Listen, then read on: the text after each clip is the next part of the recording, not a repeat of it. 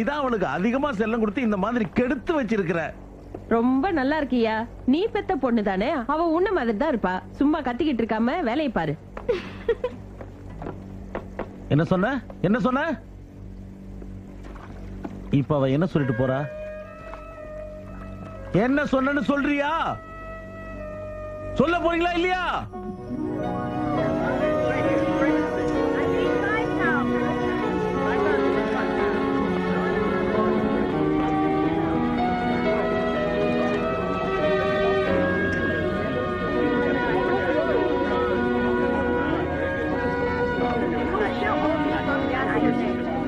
Okay, முடிஞ்சிருச்சு.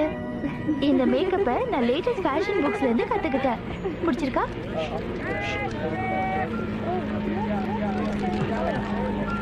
Hey, இங்க வா பூ.